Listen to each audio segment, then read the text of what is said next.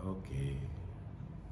Assalamualaikum warahmatullahi wabarakatuh. Salam satu Malaysia, salam perpaduan. Kita udara pada malam ini untuk membicarakan isu-isu semasa.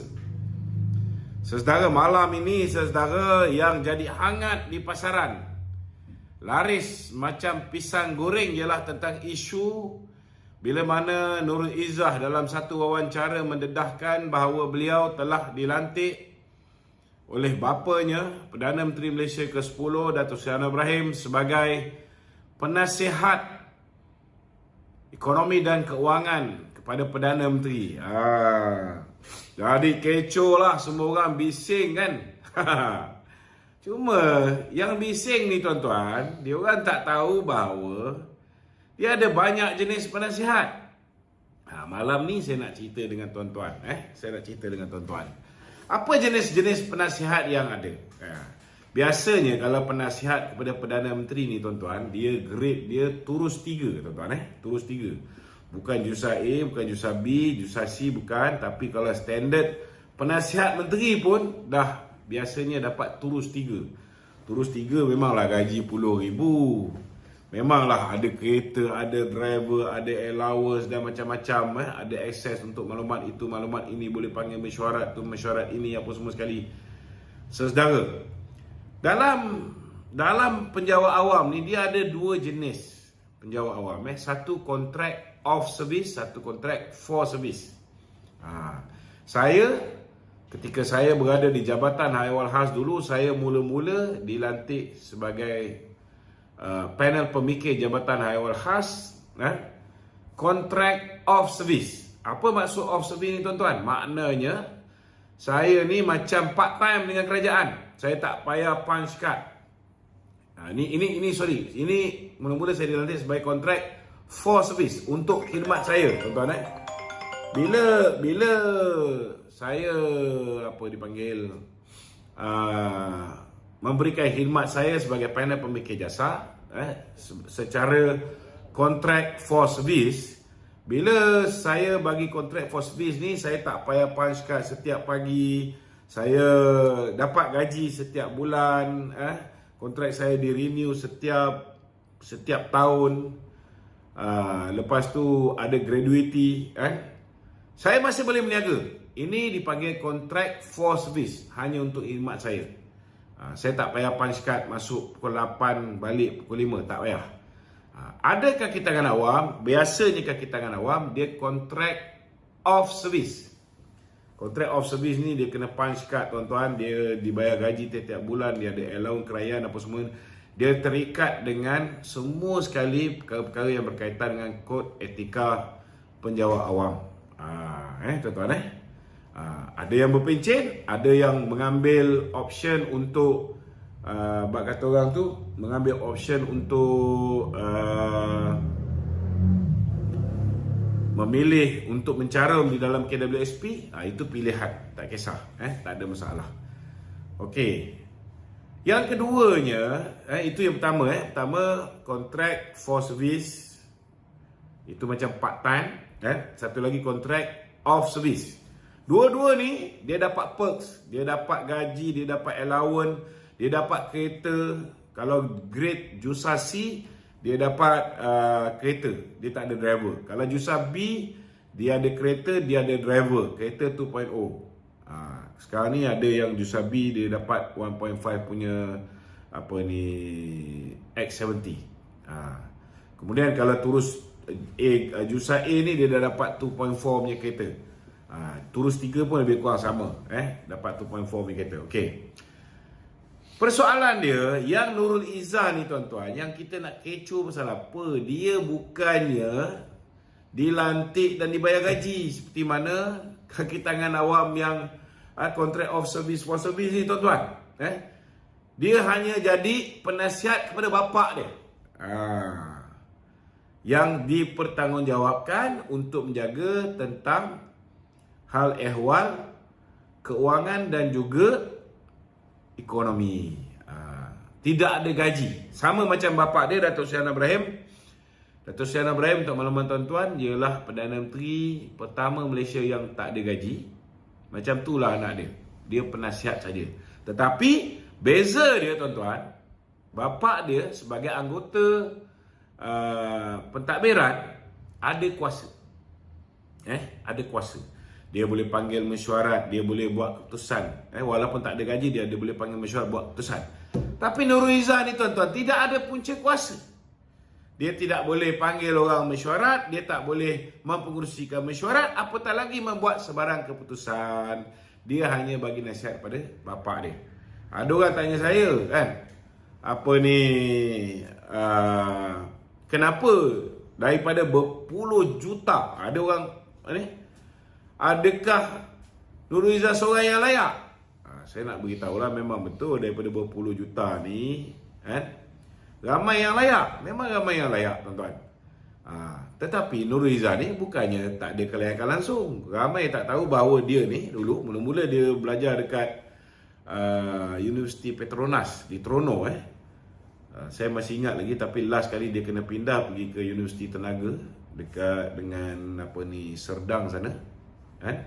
Di sana dia tamatkan pengajiannya dalam bidang kejuruteraan. Tetapi beliau kemudiannya telah melanjutkan pelajaran di Universiti John Hopkins Advanced Learning di Amerika Syarikat dalam bidang sarjana sarjana pentadbiran awam. Bukan sarjana pentadbiran awam. Sarjana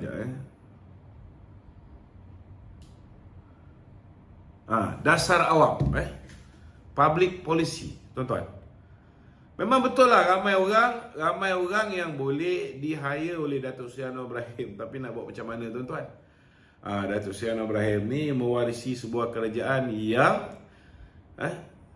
diambil alih daripada Perdana Menteri yang bernama Mahathir Mohamad, yang kerja dia tahu pergi ke Jepun, nak cuba pinjam duit Jepun, tak boleh, kemudian dia terbitkan Samurai Bond. Pergi ke China, dia terbitkan Panda Bond. Kerja dia menambah hutang untuk negara. Datang pula manusia bernama Muhyiddin Yassin, bertambah lagi hutang. Hutang hari ini, hutang negara kita ni tuan-tuan, lebih 1 trilion. 1.2, ada yang cakap sekarang ni dah sampai 1.5 trilion. Datuk Seri Najib pada tahun 2017 hutang negara 686.8 bilion saja. Lebih kurang 50.8% berbanding dengan GDP kita. Tetapi pada hari kita serahkan kuasa pada Mahathir pada ketika itu, suku pertama tahun 2018 tuan-tuan, hutang negara tinggal 48% daripada GDP. Tapi hari ini Datuk Seri Anwar Ibrahim mewarisi kerajaan yang ditinggalkan dengan hutang hampir 1.3 hingga 1.5 trilion tuan-tuan. Saya tak mengikuti sebab yalah, kita dah lama tak bicara tentang soal ekonomi ni. Saya pun tak dapat angka-angka daripada MOF. Jadi lebih kurang begitulah daripada bacaan yang saya ada. Ada yang kata 1.2, ada yang kata 1.3, ada yang 1.5 trilion. Persoalan dia, hutang kita memang banyak. Jadi kalau kita tengok dari segi polisi, sepanjang tempoh 2 bulan lebih Datuk Seri Anwar Ibrahim menjadi Perdana Menteri, kerja dia nak jimat je. Kita tak boleh nak marah pun tak boleh tuan-tuan. Sebab bila nak buat pelantikan baru pun beliau cukup berhati-hati. Jadi kalau nak lantik penasihat, beliau boleh je lantik penasihat tuan-tuan. Tapi kena siaplah. Kalau lantik penasihat, maka beliau akan terdedah dengan isu pertamanya, isu orang yang dilantik tu sudah pastilah dia kurang-kurang pun grade terus 3 berpuluh ribu gaji dia tuan-tuan. Kereta kena bagi, pejabat kena bagi. Lepas tu, macam contoh saya duduk dekat Kementerian Kewangan, saya ada seorang pegawai tu baru grade Jusabi. Saya ada seorang pegawai grade 41. Kemudian saya ada seorang pegawai grade 29 tak silap. Kemudian ada driver. Ini semua menelan belanja, tuan-tuan. Dan Datuk Seri Anwar Ibrahim ni dia tak ambil gaji langsung. Lepas tu dia nak potong gaji menteri ni 50%. Tapi nak buat macam mana menteri-menteri ni, saudara? Mereka bersetuju setakat 20%. Itu yang potong hanya 20%. So memang boleh kalau beliau nak ambil seorang penasihat daripada MIER ke, daripada mana, macam Muhyiddin dulu dia ambil daripada MIER ke, penasihat dia semua sekali, teori-teori ekonomi pun semua ikut Tan Sri Mahbub ke apa benda, geng dia je. Boleh, memang boleh, tuan-tuan. Tapi saudara kena ingatlah, yang nak bayar gaji penasihat ni siapa? Jadi daripada dia belanjakan duit negara untuk bayar gaji pegawai khas, gaji penasihat, gaji susu politik semua sekali, sekarang dia ambil pendekatan ambil pegawai yang free, boleh tolong dia. Yang kita nak kecoh pasal apa kan? Lainlah kalau Nurul Izzah tu boleh panggil mesyuarat Kementerian Kewangan selaku penasihat ekonomi kepada Perdana Menteri. Ini kerja dia pergi jumpa dengan peniaga-peniaga, dia dapatkan feedback daripada rakyat bawahan ni. Dan memang kerja dia dulu. Dia pun dulu pernah jaga TVET. Dia pernah jadi anggota Public Account Committee ataupun PAC ketika dia menjadi ahli parlimen. Dulu dia ahli parlimen, dia sibuk kena jaga macam-macam. Sekarang dia tak ada kerja, tuan-tuan. Dia nak tolong bapak dia untuk jaga negara. Jadi bagi saya sepatutnya tidak jadi isu lah untuk beliau melantik. Macam saya melantik Wan Quraisy sebagai penyedia soalan. 1 sen haram gaji tak bagi. Saya juga melantik Hafiz Hanafiah sebagai pegawai khas saya. Dia jadi pegawai khas saya tanpa gaji. Dia orang ni buat kerja pro bono. Sama macam Nurul Izzah. Jadi yang korang risau sangat pasal apa? Relax lah. Lain lah kalau Datuk Seri Anwar Ibrahim pakai duit negara bayar gaji pada anak dia. Macam ni Amar, anak dia menjadi penolong pengurus di dalam salah sebuah JLC. Itu lain cerita. Lebih baiklah tuan-tuan kalau lantik anak tidak ada gaji, tidak ada perks yang diambil, kereta pun tak ambil, driver pun tak perlu nak bagi apa semua sekali. Dia memberikan khidmat secara percuma, dapat membantu melancarkan kerja-kerja Perdana Menteri. Dan dia pun antara orang yang pertama sekali membicarakan tentang soal pelbagai bentuk dimensi tentang garis kemiskinan ni. Kalau kita lihat dulu kita mengukur soal kemiskinan ni B40. Siapa yang mempunyai pendapatan isi rumah RM3,000 dulu. Dulu RM3,000 ke bawah. Kalau dalam rumah tu ada 7 orang, 3 orang bekerja. Suami kerja, bapa isteri kerja, anak seorang bekerja. 3 orang gaji ni tak boleh lebih daripada RM3,000. Kalau lebih daripada RM3,000 dia dah bukan B40. Dulu tuan-tuan. Sekarang ni dah naik dah.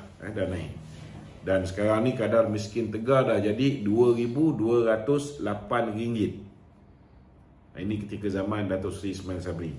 Itu sebab BN tu hari kita buat satu polisi, kalau kita menang pilihan raya, siapa yang gaji RM1,200 ke, RM1,300 ke, RM1,500 ke, kalau contohnya orang tu gaji RM1,200, BN akan lengkapkan gaji dia menjadi RM2,208. Majikan dia bayar RM1,200, kerajaan akan top up lagi RM1,008 supaya dia tidak berada di dalam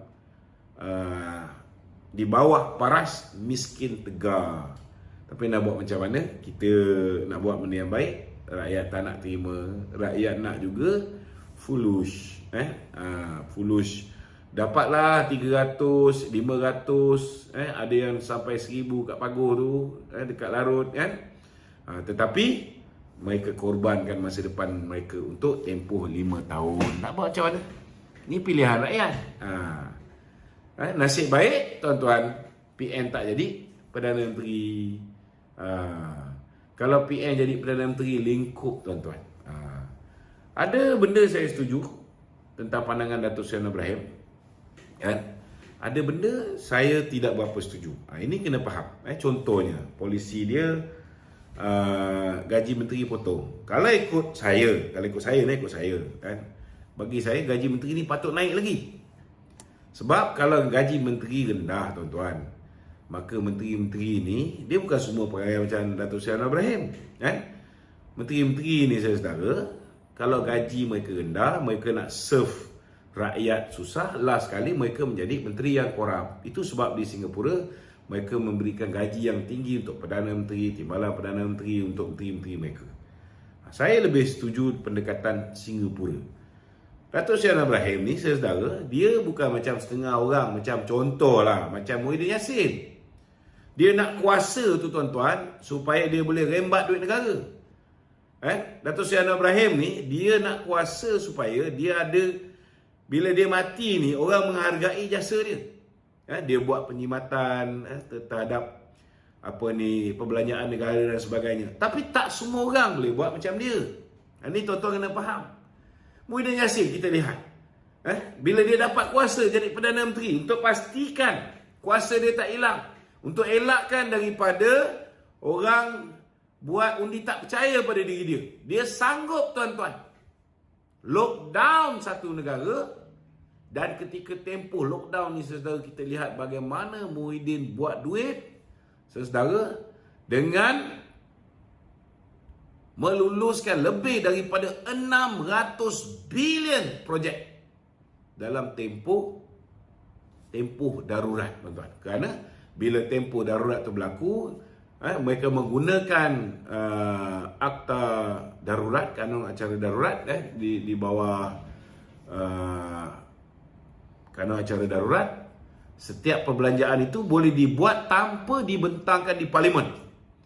Dan hari ini SPRM dah siasat. Dan bila SPRM siasat tuan-tuan, saudara, mereka mendapati daripada 600 bilion ini, ada yang guna duit KWSP dan sebagainya, tetapi 92.5 bilion adalah perbelanjaan duit kerajaan.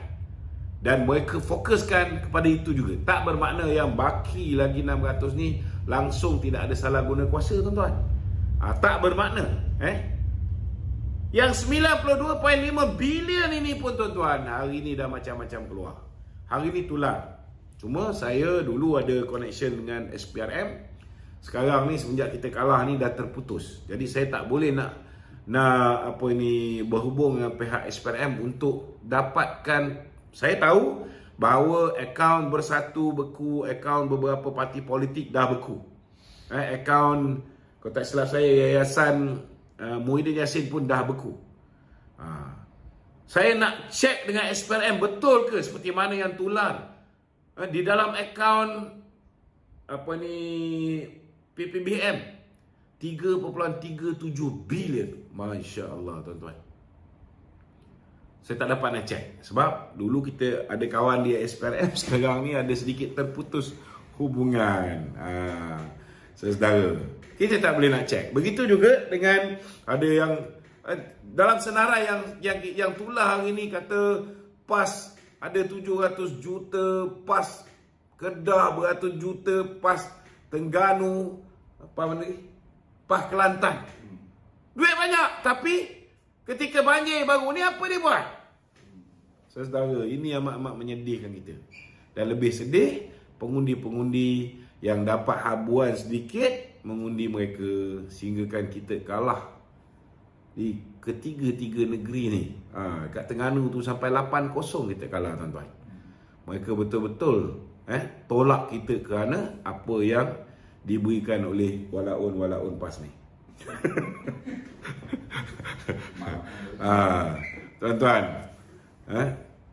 jadi tak semua orang dia macam Datuk Seri Anwar Ibrahim. Datuk Seri Anwar Ibrahim ni saudara, dia nak kuasa supaya dia boleh tolong rakyat, supaya bila dia meninggalkan dunia ni, orang hargai dia sebagai pemimpin yang banyak bantu rakyat, pemimpin yang buat penjimatan untuk rakyat dan sebagainya. Tak semua orang macam Datuk Seri Anwar Ibrahim. Itu sebabnya saudara, bila beliau cuba nak potong gaji menteri 50%, dapat 20% je akhirnya.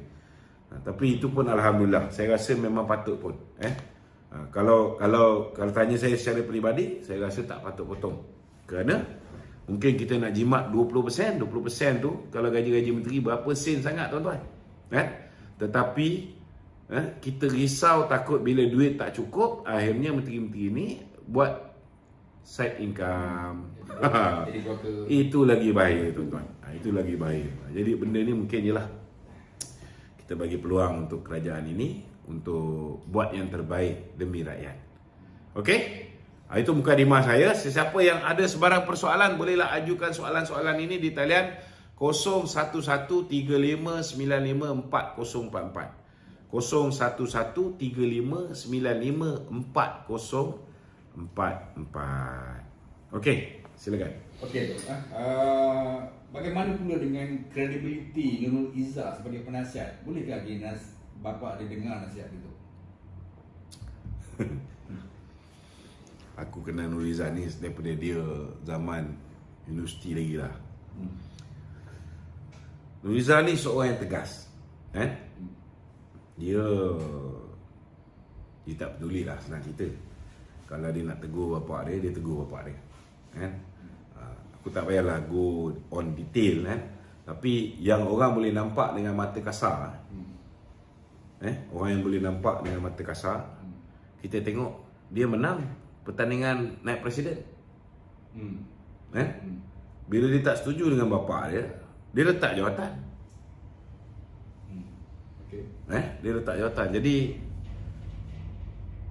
kalau tanya dengan saya lah, bagi saya dia ada dia punya credibility dia yang tersendiri lah.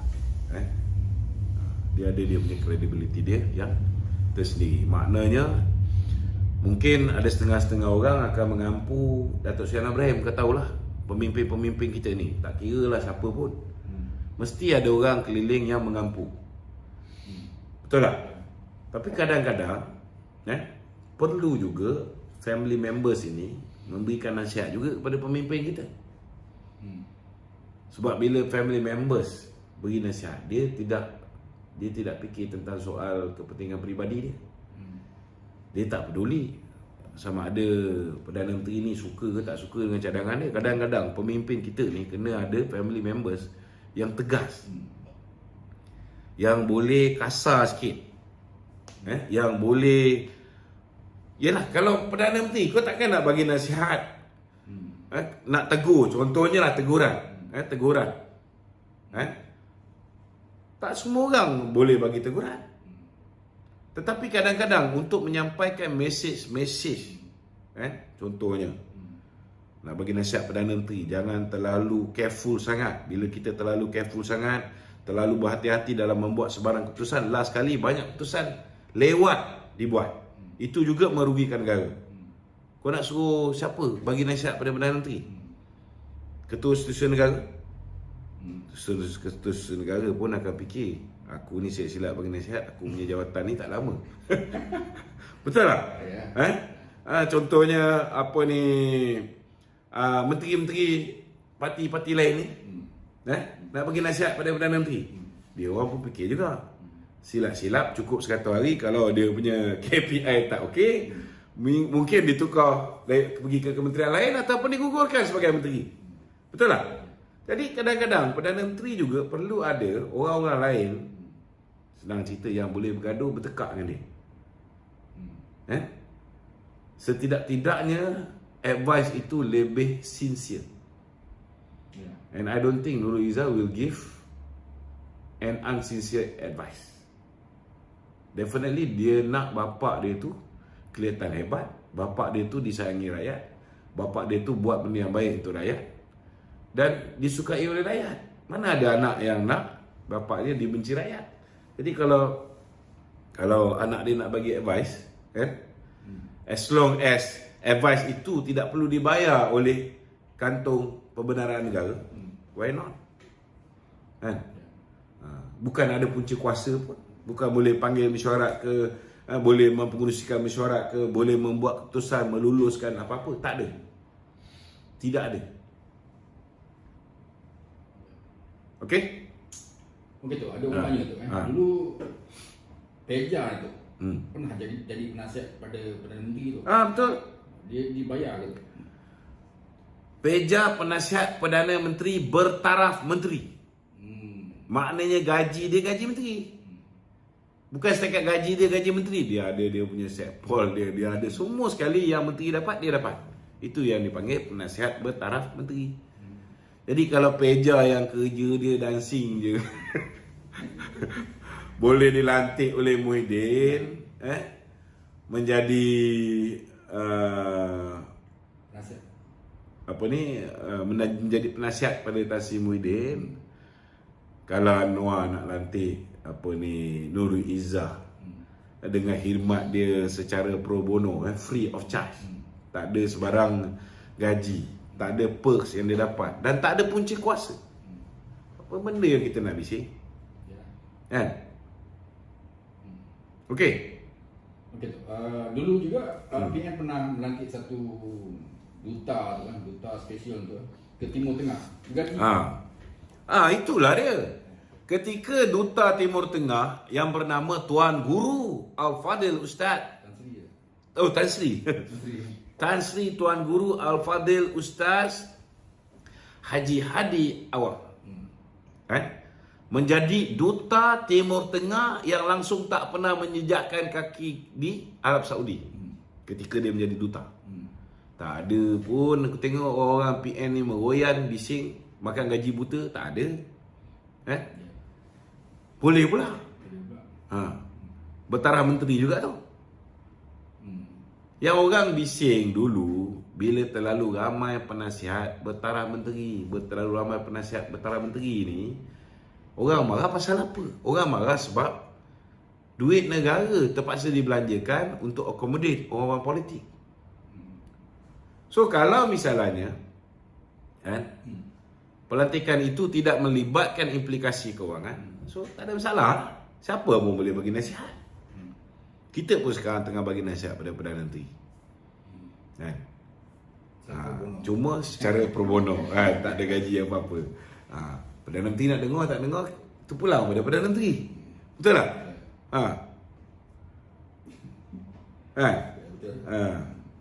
Kadang-kadang kita pun buat khidmat nasihat kepada MT UMNO. Supaya ditukar ketua perhubungan. Tapi malangnya satu je ketua perhubungan ditukar, Johor. Kita tunggu bila ketua perhubungan wilayah ni nak tukar, sebab aku tengok sok khabar dia melampau. Cerita pemecatan geng-geng pengkhianat ni, kalau tengok sok khabar Cina semua keluar. Tapi sok khabar yang dikuasai oleh Johor Gani tak keluar pun. Kita heran juga hari pertama tu tak ada. Sulkana Gani ada sok khabar. Ucap tahniah kepada MKT pun tak ada tu. Tak ada. Dia pun pukul 10 dah keluar dah surat. So lepas tu media-media dia masih lagi serang presiden. Jadi ini ya kita nak tanya, bila nak tukar ketua perhubungan wilayah pula? Dia kena buat pembersihan tu secara total. Ada orang bising, ini ni puaka bernama Muhyiddin ni. Minta maaf cakap lah. Memang puaka pun. Berapa banyak kerosakan yang dibawa oleh Muhyiddin ketika dia menjadi Perdana Menteri. Dia duduk, Muhyiddin tuan-tuan, duduk petikai. Kita pecat Kari Jamaluddin, kita pecat Nur Umar, dia petikai.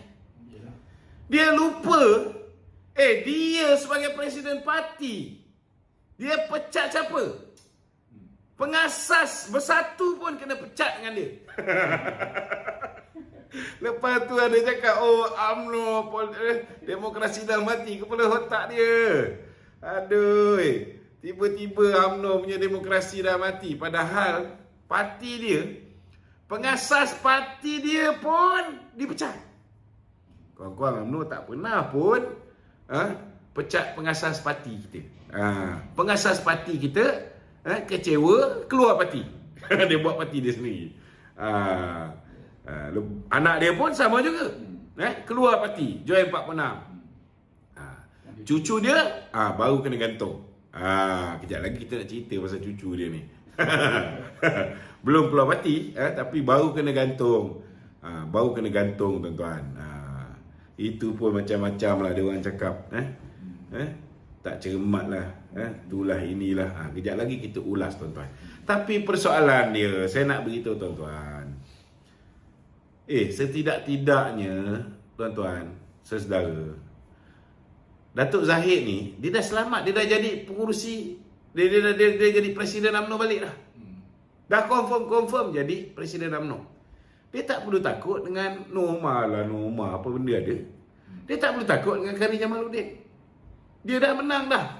Dia dah diputuskan oleh Perhimpunan Agung UMNO bahawa dia menang tanpa bertanding. Tok Mak Hassan menang tanpa bertanding. Dia tak perlu takut.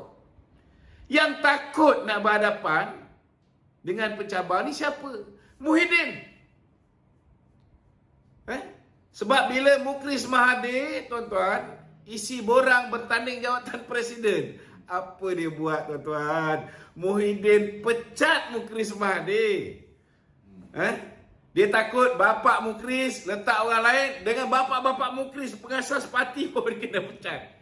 Lepas tu dia cerita pasal demokrasi. Aduh, kena boleh. Muhyiddin. Itu sebablah tak payah duduk sembang pasal parti kita. Saya nak beritahu zaman Pak Lah dulu, ketika Pak Lah jadi Presiden UMNO, Presiden PAS Haji Hadi. Ketika Datuk Najib jadi Presiden UMNO, Presiden PAS Haji Hadi lagi. Ketika Datuk Zahid jadi Presiden UMNO, Presiden PAS masih lagi jadi Haji Hadi. Lepas tu dia orang nak cerita pasal reform. Saya nak beritahu tuan-tuan, setidak-tidaknya tahun ini di bawah pemerintahan Datuk Seri Ahmad Zahid Hamidi, kita letak calon pilihan raya 86% muka baru, tuan-tuan. Rata-ratanya orang muda yang ada kelayakan akademik yang baik, daripada latar belakang kerjaya yang berbeza. Tak pernah dalam sejarah Presiden UMNO berani buat keputusan sedemikian rupa. Tak pernah. Saya masih ingat zaman Datuk Najib pun 4% je. Yang geng-geng kita yang bawah 40 ni merasa menjadi calon pilihan raya. 4%. Kali ni tuan-tuan, muka baru 86%. Kita buat betul-betul reform. Kita tengok Melaka. Melaka berapa persen? 80% lebih kurang. Sorry. Melaka 80%. Johor je 75 lebih kurang. Tapi pilihan raya umum, tuan-tuan, 86%. Saudara. Itu pun ada orang kata parti kita ni dinosaur lah apa semua sekali. Saya nak beritahu, dinosaur dah tak ada. Dah pupus. Tajudin Rahman dah pupus, Syahidah Kasim dah pupus, Anwar Musa dah pupus. Dah tak ada dah, tuan-tuan. Alhamdulillah. Inilah berkat keberanian pemimpin kita mengambil tindakan kepada dinosaur-dinosaur yang menjadi petualang parti. Bukan semua dinosaur ni, tuan-tuan, merosakkan parti. Ada juga dinosaur yang baik. Tapi ada juga orang muda yang perangai lebih buruk daripada warlord, lebih buruk daripada dinosaur. Ada juga, tuan-tuan. Dia tak mengenal usia. Kalau dia nak jadi walaun, dia tetap jadi walaun. Walaun ke malaun pun tak kisahlah, tuan-tuan. Okey, ada lagi? Okey, tadi dah sebut pasal Syamudin tadi tu. Tadi dia punya pemangku ketua bahagian tu buat press bersama dengan Dr. Kuasa Cikgu Rahim apa dia? Cikgu Gani tu. Cikgu Gani. Rasanya Cikgu Gani. Banyak betul Gani Jadi dia pun menyatakan bahawa dia rasa terkejut lah dan tak puas hati macam mana tindakan yang diambil terhadap ketua bahagian dia tu. Dia kata tidak cermat tu. Tidak ada proses yang sepatutnya, juga tunjuk sebab ke apa benda ke. So, dia kata tindakan dia tak tindakan Majlis Kerja Tertinggi UMNO tidak cermat. Kerana menggantung ketua bahagian dia. Pertama sekali saya nak beritahu, mana-mana pemimpin mereka ada follower mereka, kan? Pemimpin mereka memang ada follower. Apatah lagi Syamuddin, anak Perdana Menteri, dia pun ada follower dia. Kalaupun follower yang dibayar gaji tiap-tiap bulan ni tak bising, kan? Setidak-tidaknya kenalah ada geng-geng bahagian dia sendiri, kenalah memperjuangkan nasib ketua bahagian dia. Jadi apa yang dibuat oleh Cikgu Gani, saya tak tahu pasti sekarang. Tak apa lah. Yang dibuat oleh pemangku ketua bahagian tu okey lah. Kawan-kawan nampak jugalah membela ketua bahagian dia, kan? Cuma kalau mereka kata tindakan ke atas Hishamuddin ni tak cermat, saya sangat bersetuju. Memang tak cermat. Tak cermat. Sebab 2019 lagi saya dah buat laporan disiplin ke atas ketua bahagian dia ni. Tetapi tidak ada sebarang tindakan diambil ke atas ketua bahagian ni. Sebaliknya saya pula kena buang daripada UMNO. Patutnya pengkhianat ini bukan setakat digantung. Pengkhianat ini sepatutnya dipecat daripada dulu lagi. Jadi saya nak beritahu dengan orang-orang di Sembrong, sebab sebelum geng-geng bahagian ni. Geng-geng bahagian ni saya cakap terus terang lah, banyak juga kawan-kawan saya dalam tu. Dan mereka pun bukan tak tahu Hishamuddin buat kerja untuk membantu Mahathir. Mereka tahu. Jangan bohong lah. Kalau tanya naik ketua bahagian dia Arifin, dia kerja dengan Hishamuddin, dia mesti tahu hubungan Hishamuddin dengan Azmin Ali, apa yang dia orang buat, apa semua sekali, macam mana dia tarik, dia lebih tahu. Jadi sebelum dia orang ni turun ke Akar Umbi, sebab dia cerita dia nak turun Akar Umbi, nak pergi dalam erti kata lain, nak menghasut lah, seolah-olah macam tindakan MT di peringkat pusat ni tak betul. Jadi bagi saya terangkan pada dia. Tolong. Saya tolong terangkan. Ketua bahagian dia ni ialah pemangku timbalan Presiden UMNO. Dah ada jawatan cukup tinggi. Tetapi bila datang pemilihan parti, tak berani nak ambil galas tanggungjawab sebagai timbalan. Dia tak bertanding pun. Dia hanya kekalkan jawatan dia di peringkat bahagian. Betul tak? Tak apa. Kalau takut kes helikopter terbongkar, duit dah bayar banyak tapi helikopter tak dapat, tak apa, kita faham. Takut LCS terbongkar, kita tak apa, kita boleh faham. Takut kes tentang tanah di Mindef terbongkar, tak apa, kita boleh faham. Kau takut, kau duduk dan diam. Tapi yang kita sakit hati ni, bila dia membantu Tun Dr. Mahathir secara terang-terang. Yang terang sampai hari ni korang tak boleh nak tipu. Dia boleh kelentong lah. Dia kata dia punya pemangku ketua bahagian kata nasihat Hishamuddin ialah supaya AJK bahagian dia semua kekal sebagai ahli UMNO. Memanglah dia nasihat supaya kekal sebagai ahli UMNO. Engkau orang bukan ahli parlimen, tak boleh mendatang faedah pun kepada Muhyiddin Yassin. Tetapi apa dia buat ketika dia menjadi ahli parlimen Barisan Nasional, ketua UMNO bahagian Sembrong, dia mempengaruhi ahli-ahli parlimen kita. Sampai 16 orang lompat masuk bersatu. Boleh tanya dengan Syabuddin, Ustaz Syabuddin, Tasik Gelugu. Ustaz Syabuddin pun marah dengan dia. Sebab perancangan awal Syabuddin ialah dia suruh geng-geng MP UMNO ni lompat dulu, dia akan ikut kemudian. Kita tengok orang-orang kanan dia, Zulkifli Alwi, bekas Susah Pemuda dulu, zaman dia disuruh lompat dulu. Kamsatul Sulaiman, Pontian, disuruh lompat dulu. Orang-orang dia semua dah pergi. Dia hampir-hampir nak pergi, tapi kita menang pilihan raya Cameron Highland. Baru dia take handbrake. Itu kerja gelap yang dia buat untuk Tun Dr. Mahathir, orang tak tahu. Tetapi tindakan disiplin pada dia boleh dibuat bila dia terang-terang menawarkan diri dia untuk memperbaiki hubungan Malaysia dengan Arab Saudi. Dia parti UMNO yang menjadi kerajaan PH dikepalai oleh Mahathir ketika itu. Mana boleh kau parti UMNO tolong ketua kerajaan musuh kita nak betul repair hubungan Malaysia dengan Saudi. Itu pun dah boleh ambil tindakan disiplin. Apatah lagi yang 16 orang yang diheret untuk masuk bersatu. Kemudian apa dia buat? Dia ajak pemimpin-pemimpin UMNO ni untuk masuk bersatu dengan dia. Ini sebelum dia melompat. Ada satu orang pemimpin kanan UMNO, saya tak boleh sebut nama lah sebab dia tak bagi saya sebut nama. Tak apa. Tapi kalau perlu dalam jawatan kuasa disiplin parti, anytime kita boleh panggil. Dia sedia. Tetapi di Sabah, ini orang berani. Datuk Yaakob Han yang menghasut ketua-ketua UMNO bahagian di Sabah supaya lompat masuk bersatu, Hishamuddin.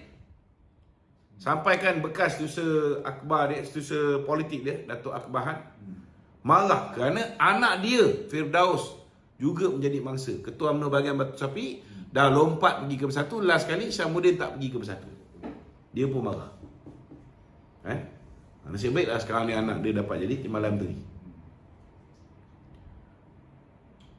Saya nak beritahu, ketika itu saya buat laporan disiplin. Last kali saya yang dipecat. Saya menentang pengkhianatan dia. Dan saya ketika itu menolak kerjasama dengan Mahathir. Dia tak ada jawatan.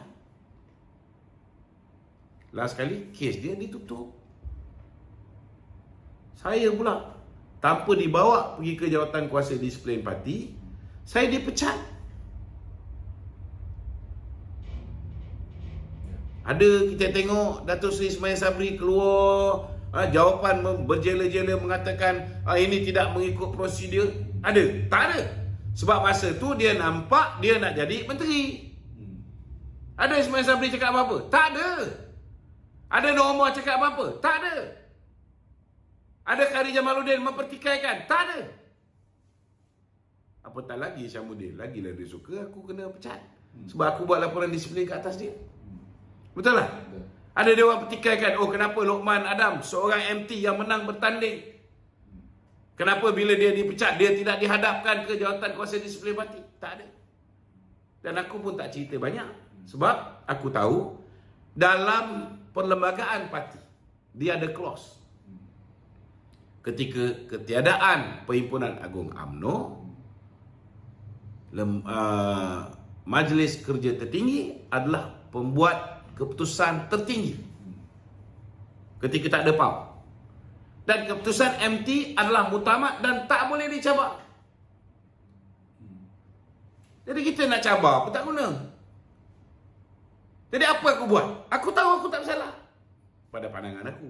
Tapi mungkin cara aku, bila aku dah mula-mula lawan dalam grup WhatsApp MT UMNO, tak jalan. Nak cuba halang kerjasama dengan Mahathir, tak jalan. Last kali pergi ke media sosial. Bila kita pergi ke media sosial, itu kita dah langgar satu bab. So terimalah hakikat. Itu sebab aku sanggup 8 kali aku tulis surat minta maaf, merayu balik. Kalau orang betul lah sayang keahlian dia tu, merayulah.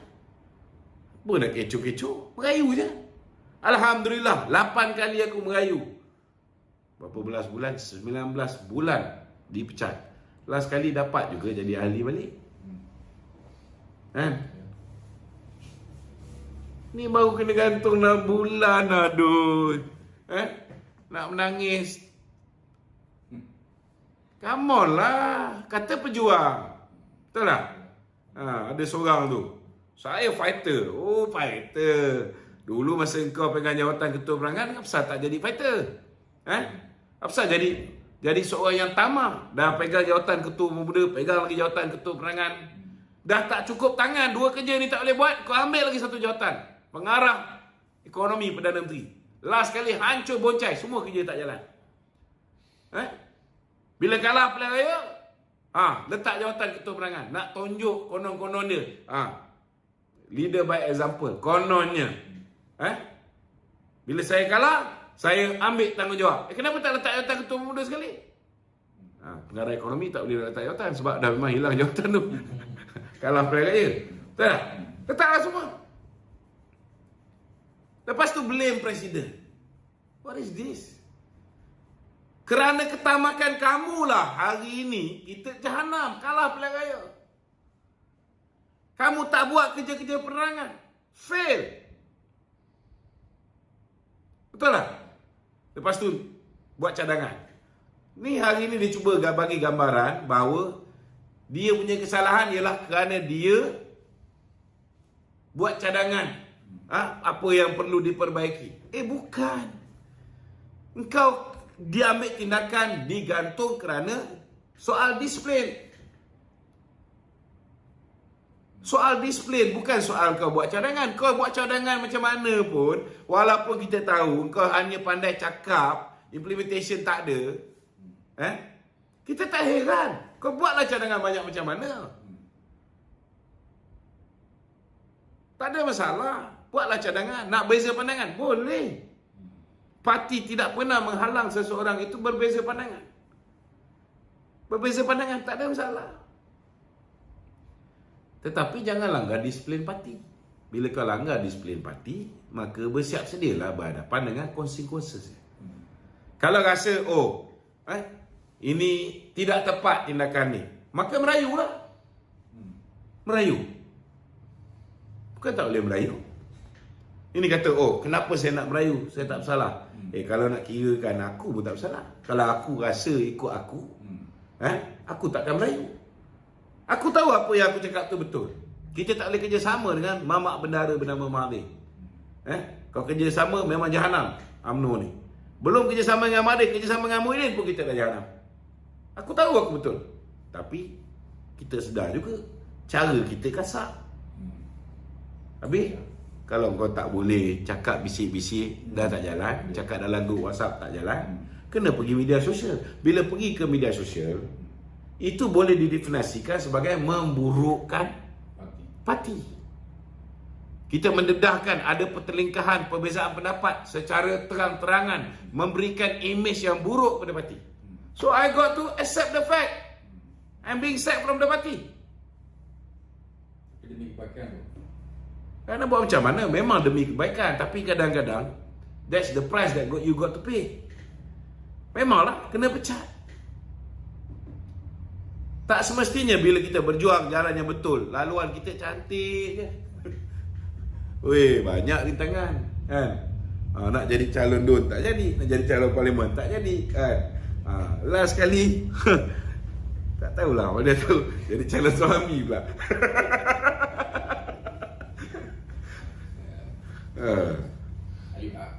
Hari lama Datuk tu pulang. Agak-agak lah. Mana dah tahu besok lusa tergerak hati MT nak bagi kelulusan untuk membatalkan pemecatan. Sebab apa? Sebab Jawatankuasa Disiplin Parti mencadangkan supaya pemecatan saya dibatalkan. Kerana ketika nak pecat saya tu ada orang yang bukan MT. Bila dia bukan MT, dia tak boleh angkat tangan. Dia tak boleh terlibat dalam proses pengundian. Sebab contoh macam Syedan Kasim, dia hanya turut hadir. Johari Ghani pun dia patutnya turut hadir. Dia bukan MT. Dia pengurusi perhubungan, turut hadir. Bila orang minta dia punya pandangan, dia boleh bagi pandangan. Kena sedori. Bila angkat tangan, kalau nak ikutkan, aku pun boleh bawa benda ni ke mahkamah dan boleh menang. Boleh menang. Tapi akhirnya kita akan heret parti ke mahkamah. Bagus ke tak bagus? Tak bagus. Itu sebab ada satu klausa. Mana-mana parti politik Siapa ahli dia bawa perkara ni ke mahkamah, keahlian dia tergugur secara automatik. Jadi kepada KJ, Norma, yang tak puas hati, Syamuddin apa semua ni, bawalah benda ni ke mahkamah. Kita memang nak sangat dia orang punya keahlian ni tergugur. Sebab kalau kau ada dalam parti pun jadi macam tikus. Macam apa? Bangkai tikus. Yang merosakkan air yang bersih. Nak buat apa? Betul lah. Kalau kehadiran kamu di dalam parti ini umpama apa ni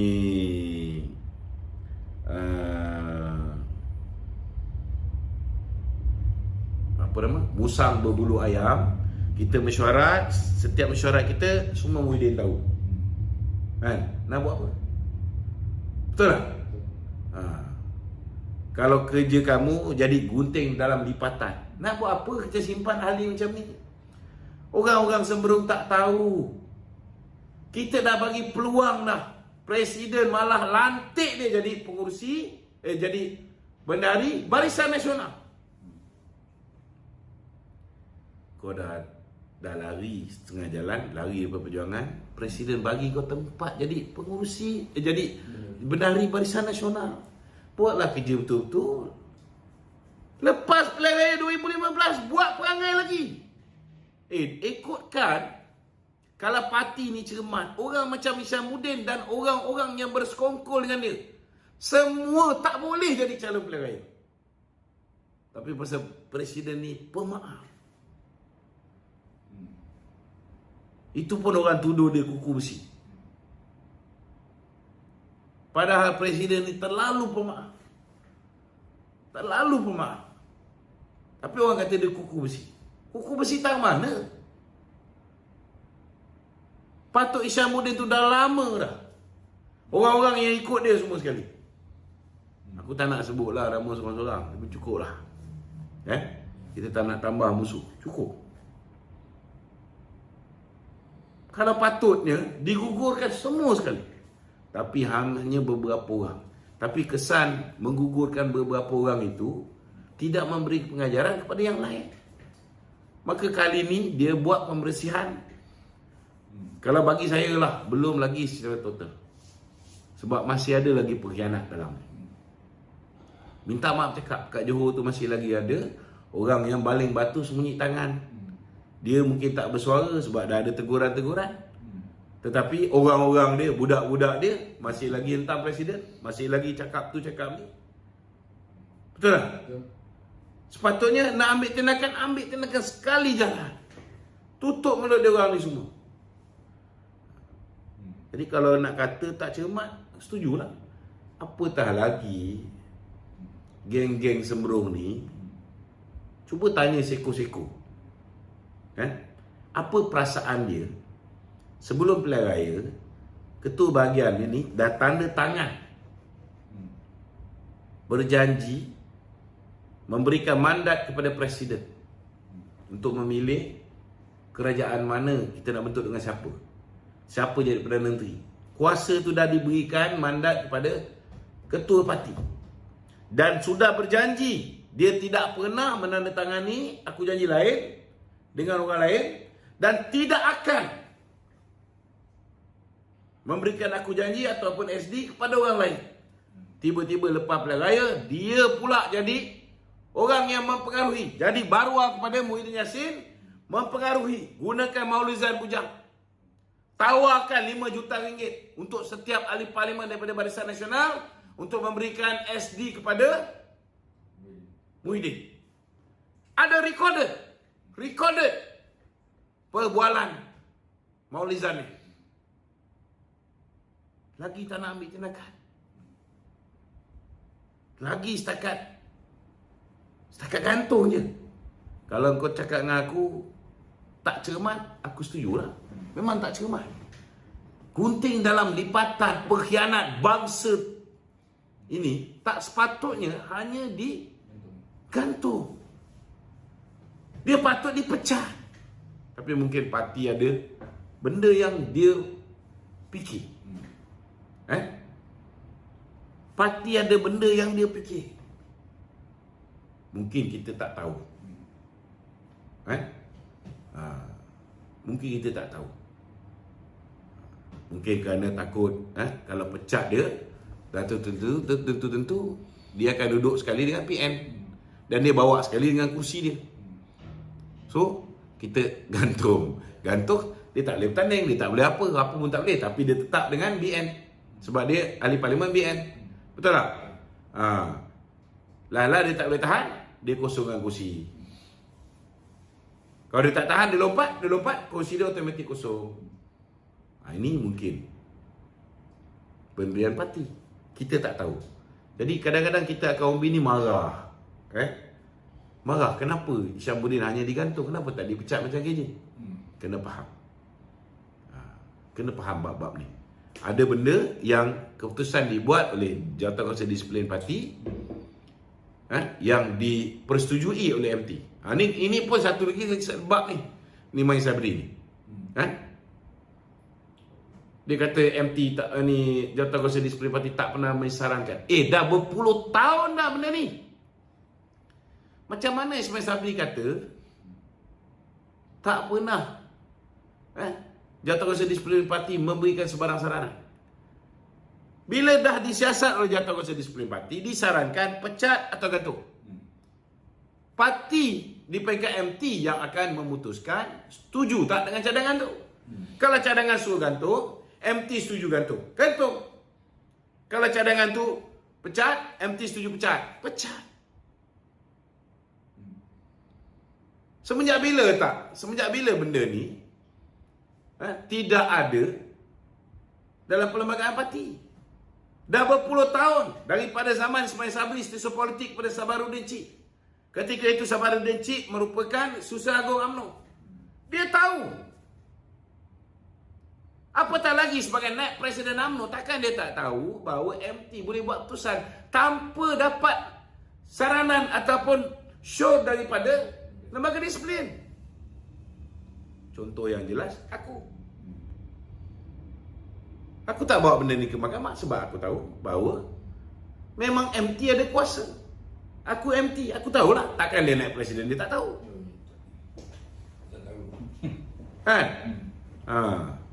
Kalau dia naik presiden, rambut pun dah putih semua, masih tak tahu. Dah memang tibalah masa nak pencen tu. Bagi peluang orang lain menjadi naik presiden. Betul tak? Pencen lah, berehat. Jangan syok kau melawan ni, memang betul lah. Orang akan suka kau. Tapi jangan lupa, ramai kat bawah tu pun tak lupa kita lingkup jahanam ni kerana kau tak nak bubar parlimen.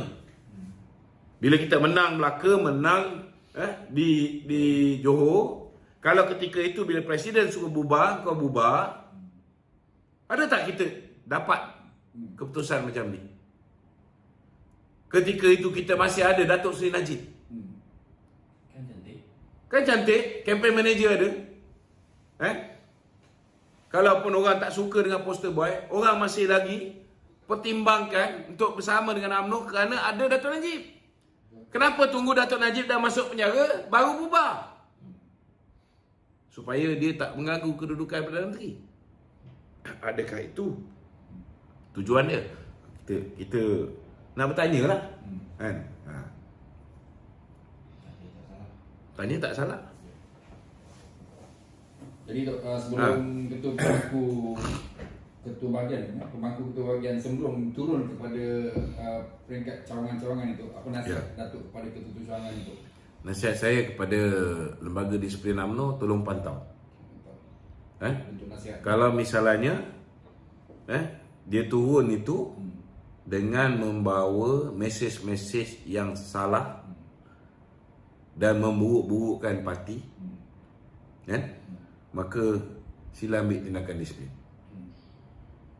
Saya minta kawan-kawan tolong pastikan bila mereka turun ke akaumbi ni, kalau tengok cara dia bagi PC tu seolah-olah macam ketua bahagian dia dianiaya. Ya, betul. Seolah-olah macam ketua bahagian dia sebersih manusia. Alasan yang dia bagi kerana mereka menasihati dia supaya kekal dengan parti. Memanglah dia suruh kekal dengan parti. Nak pergi parti mana lagi? Kalau dulu dia boleh hasut ahli parlimen suruh lompat parti. Sebab masa tu UMNO pemanggang. Bila dia hasut ahli parlimen lompat parti, kurang-kurang kedudukan dia, kes LCS dia, kes helikopter dia, kes Mindef dia, semua tidak ada tindakan undang-undang. Selamat dia. Kalau dia nak suruh ahli sembrong lompat parti, apa dapat faedahnya? Tak ada faedah. Tapi kenapa tak bagi nasihat yang sama kepada pemimpin-pemimpin UMNO di Sabah? Bila Datuk Yaakob Han bertanya dengan dia, Yaakob Han adalah orang yang rapat dengan Hishamuddin. Yaakob Han tanya dengan Hishamuddin, ni macam mana ni? Orang-orang Sabah ni semua sekali nak masuk bersatu. Apa jawapan Hishamuddin? Follow the flow. Kenapa masa tu tak nasihat Datuk Yaakob Han supaya terus kekal dengan parti? Ini orang Sembrong tahu. Orang Sembrong tahu. Walaupun ada yang buat-buat tak tahu. Kan?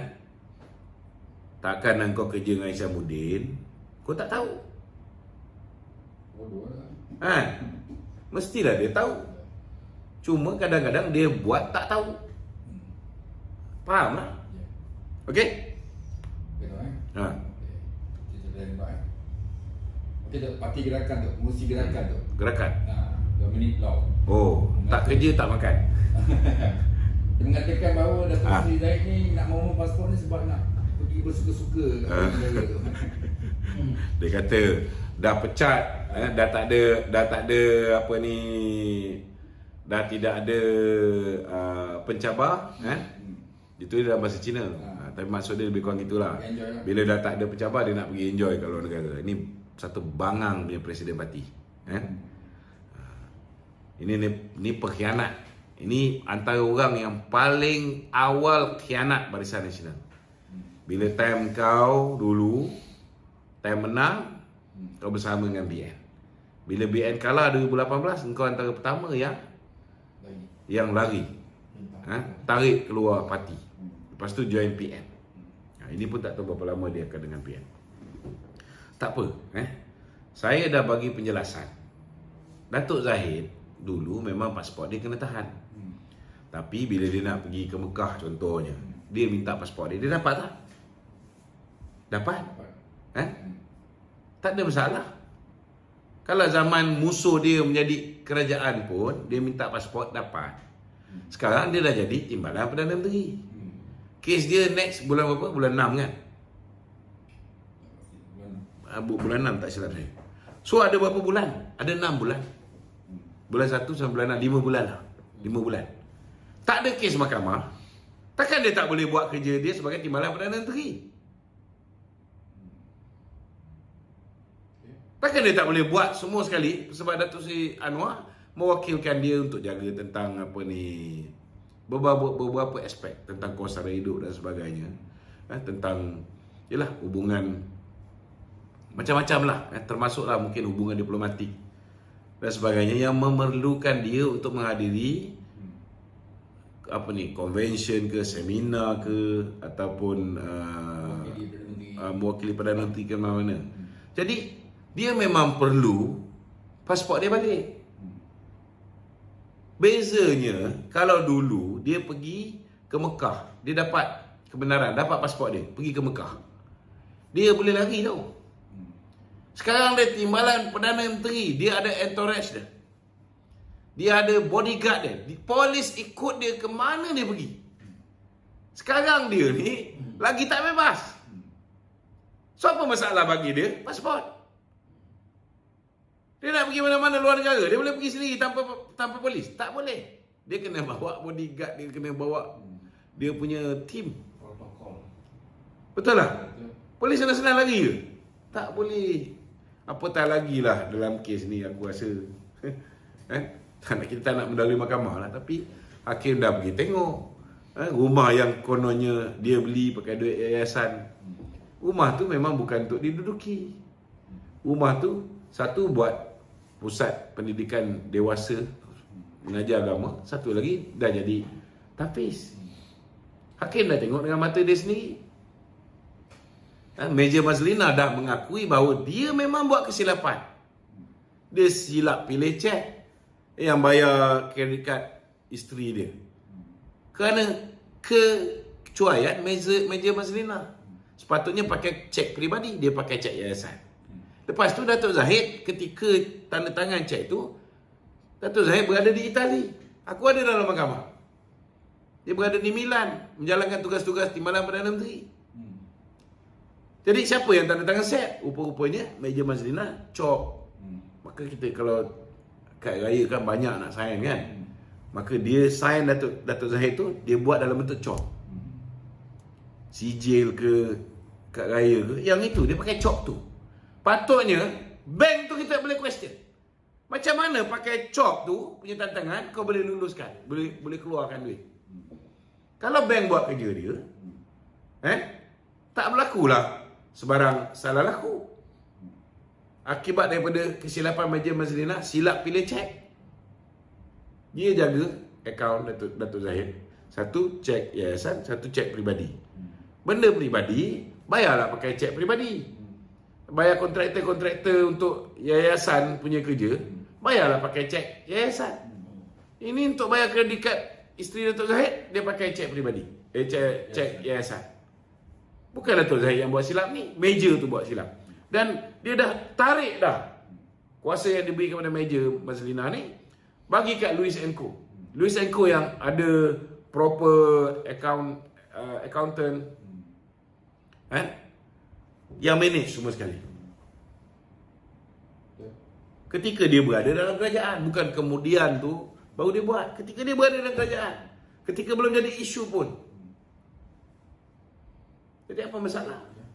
Lagipun tak terlibat dana kerajaan tu, duit tak ada terlibat dana kerajaan, dana yayasan. Dia sendirilah. Duit yayasan lah. Okey? Okey tu. Dah satu jam lebih, tapi satu lagi soalan tu. Ada soalan lagi? Satu lagi lah, last. KJ pemimpin yang terbaik tu, bijak. Ya. Jadi Muhyiddin offer lah, kalau minat boleh buat permohonan KJ. Dia offer. Memang betul lah kan. KJ ni pemimpin yang terbaik, bijak kan. Tapi saya nak beritahu kan, bila kita memilih pemimpin, yang pertama kena elok, yang kedua baru pandai. Kan? Kalau kita pilih pemimpin tu pandai dulu, baru kita pilih yang elok. Takut dia pandai merompak macam Muhyiddin. Kan? Dia pandai untuk buat lockdown satu negara, naikkan angka-angka, kan? Kemudian dia belanjakan duit negara tanpa bawa benda tu ke parlimen. Itu terlebih pandai lah tu. Betul tak? Itu sebab dalam perumpamaan orang Melayu, kalau nak pilih pemimpin, pertama elok, kedua baru pandai. Bila orang tu elok, berpegang pada Islam, berpegang pada tali Allah, maka keduanya kena cari orang tu yang pandai, barulah boleh jadi pemimpin. Kena elok dulu, baru pandai. Jadi memandangkan KJ ni dianggap pandai oleh Muhyiddin, maka pujuklah sampai dia masuk parti Bersatu. Aku percaya bro, KJ pun tak nak jadi ahli PN ni. Dia pun tahu tak ada masa depan. Dia tahu bahawa selepas ini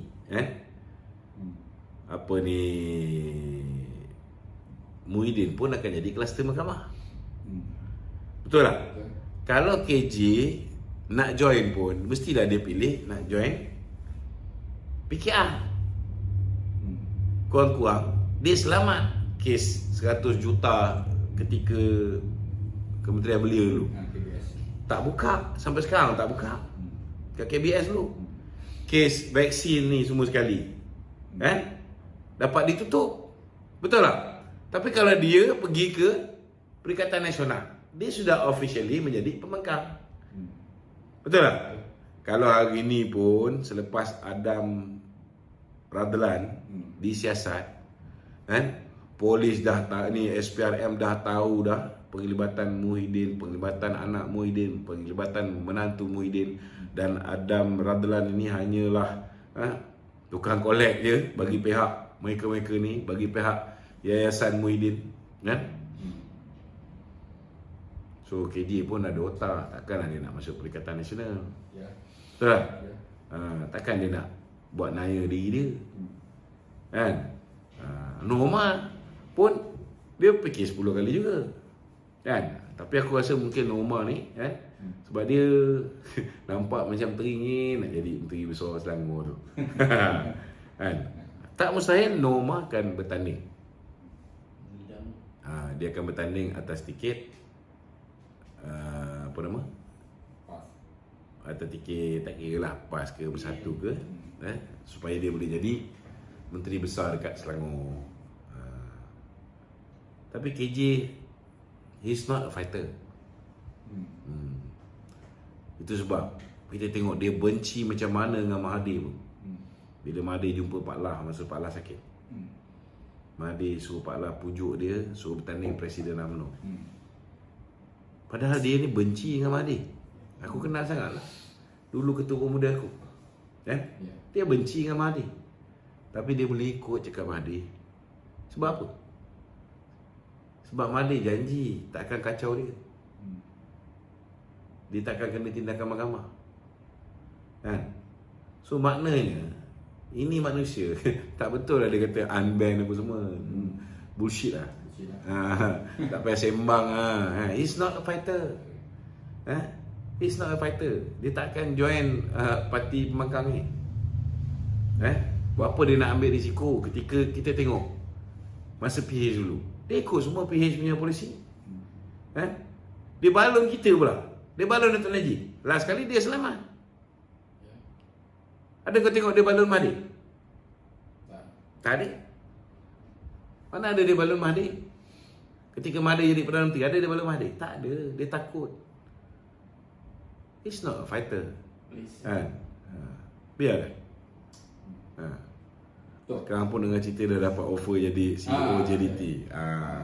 One door open, one door close, one door open. Alhamdulillah lah. Kita ucapkan good luck kepada dia dengan kerjaya baru dia. Semoga JDT terus maju. Itu aku no comment. Aku no comment.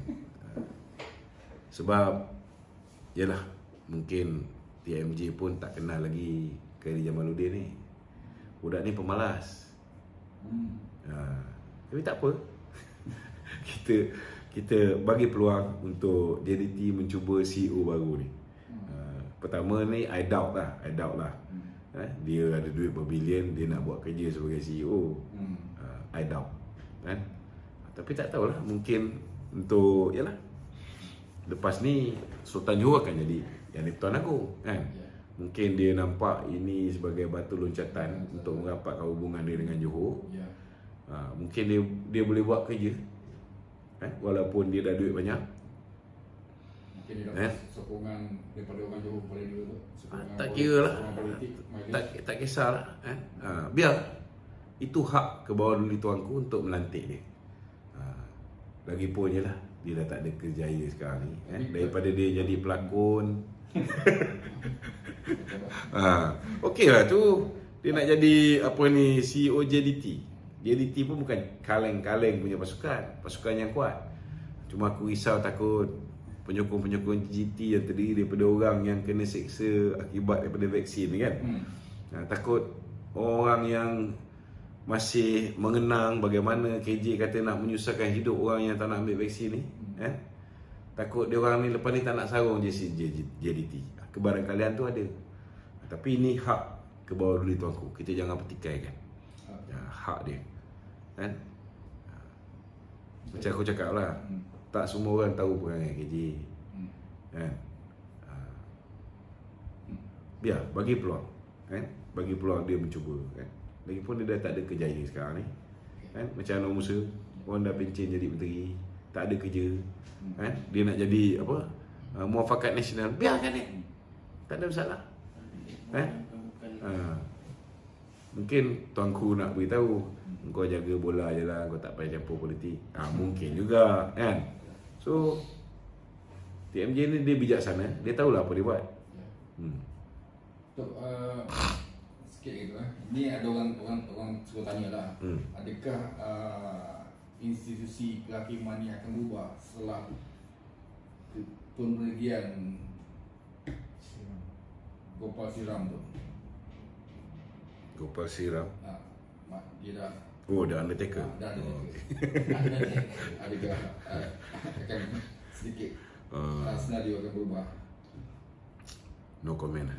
No comment. Okay. No comment. Tetapi yang pasti banyak benda baik lah. Banyak benda baik. Itulah.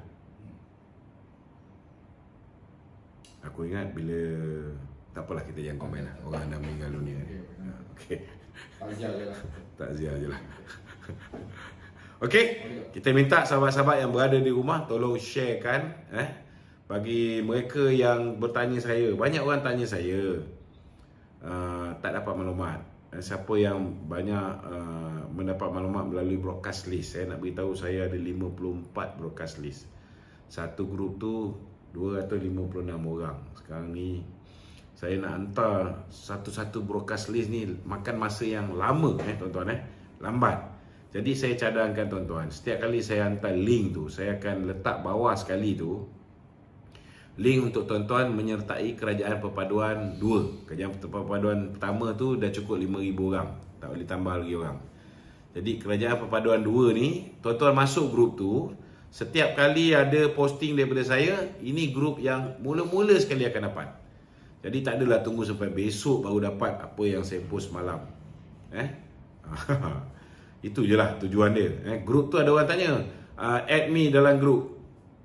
Ada DLA group kan. Sebenarnya DLA group tu hanya nak buka community ni mesti ada satu WhatsApp group. Tapi grup tu saya seorang je ada, tak ada orang lain. Hanya syarat untuk buka community Kerajaan Perpaduan 2. So kalau nak dapat maklumat daripada saya, tolong klik join di community Kerajaan Perpaduan 2. Nanti kejap lagi saya hantar link. Okey. Assalamualaikum warahmatullahi wabarakatuh. Tolong share tuan-tuan tolong